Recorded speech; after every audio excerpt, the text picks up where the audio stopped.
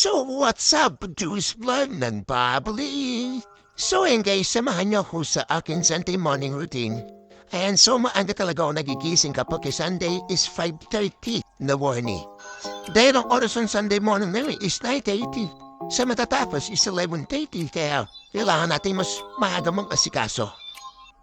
Pero syempre, kailangan natin ng pampay. And syempre, kaya nagtimpa talaga ako ng kape dyan dahil favorite ko magkape. So, pinaikot-ikot ko na. So, yeah.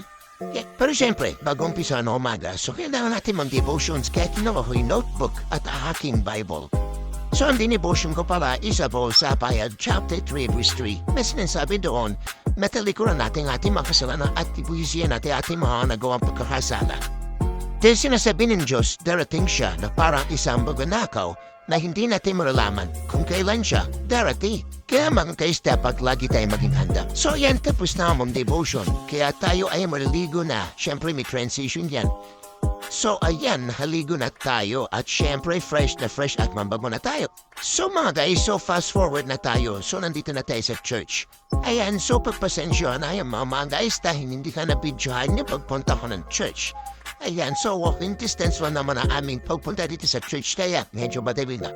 So yan mga guys, kung makikita nyo ng ready na kami and inaantay din namin yung iba namin mga kasama para makapag-start na kami ng morning devotion. So yun mga guys, kung makikita ninyo, ayan, mag-set up na ako ng mga instrument para magagamit namin para sa praise and worship. Para mamaya sa sound check ready to go na. So mga guys, so gumagamit na rin kami ng in-ear monitors sa praise and worship namin dahil para maging maayos at maging marimis ang aming tugtugan. So thank you sa Lord, nag-upgrade din na ang aming kagamitan sa church. Pero syempre, kailangan din natin maging upgraded ang ating spiritual bilang isang manampalataya at bilang isang lingkod ng Panginoon.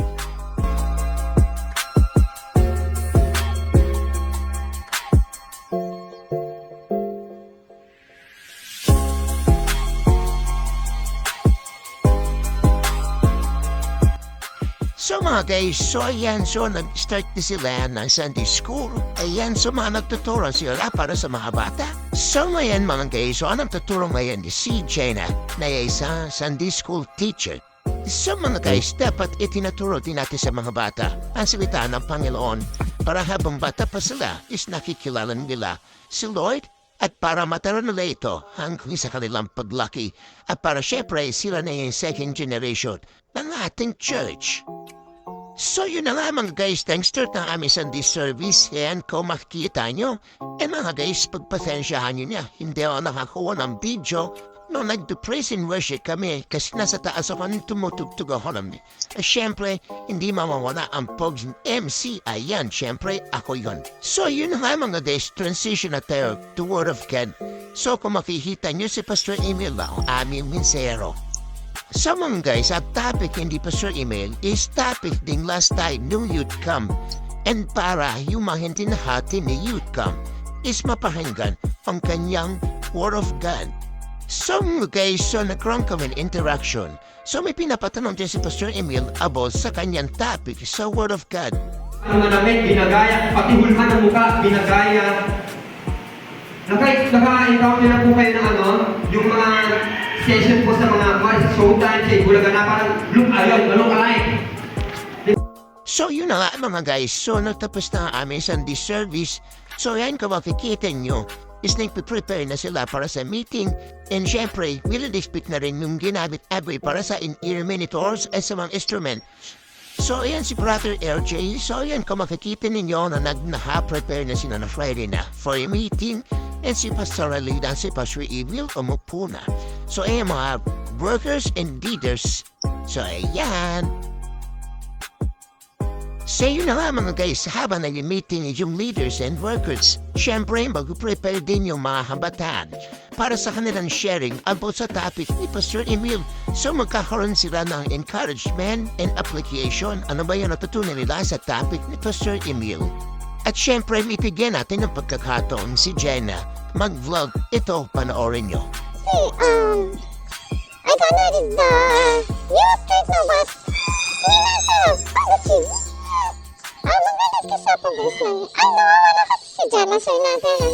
Natin, apply namin siya kasi... Ha? You don't respect me.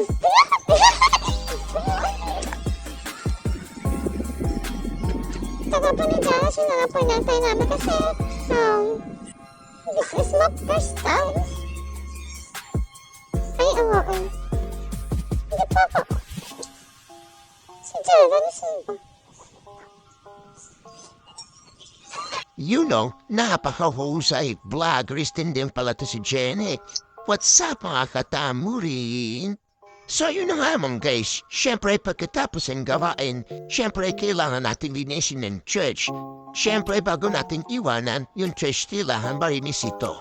So yun na nga mga guys, so syempre yan pagod na ating mga youth si Jenna, si Angel, dahil ibang kabataan namin iniwanan kami. Grabe yun, raptured talaga sila pamdensin sa paglilinis. At yun na nga syempre kumakain na rin yung ating mga pastor. Yung pastora, syempre sarap na kalinang kinakain talagang nakakagutom. So yun na nga mga guys, so ayan, syempre malapit na talaga kami umuwi. Iyan, so naantay na lang talaga namin si Ate Unilyn. Iyan, syempre may kinakausap ko sila ni Pastor Emil Abos sa panapag-meetingan. Grabe talaga si Kay Gucci, napaka-poet talaga. So yun na nga mga guys, so bago matapos ang video neto, may gusto na akong i-share sa inyo about sa awit, chapter 100, verse 4. Na sinasabi doon na kapag kapapasok tayo sa templo ng Lord, dapat ang puso po natin ay nandiriwa.